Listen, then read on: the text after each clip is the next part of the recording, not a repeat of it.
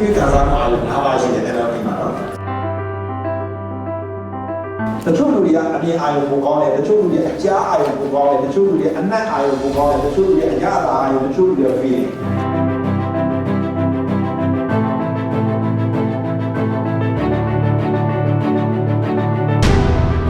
စိတ်ရင်းခံစားချက်များတရားရအောင်မယ်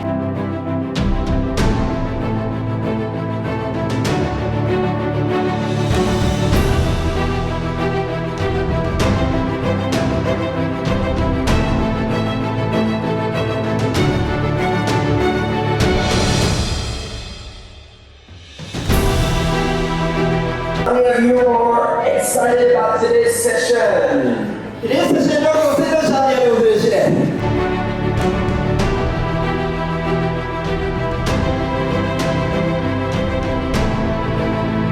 စက်မော်ဒယ်လေးဆိုတာကျွန်တော်တို့ကဘာရဲ့ကျွန်တော်တို့တွေ့ကြုံရတဲ့အတွေ့အကြုံတွေကအခြေခံကျတဲ့အရာဖြစ်တယ်။အဲဒါကြောင့်အဲ့ဒီအသေးစိတ်အာရုံလေးတွေကိုကျွန်တော်တို့နည်းနည်းလေးကြောင်းလိုက်တာနဲ့ကြီးမားတဲ့တရားမှုဖြစ်စီ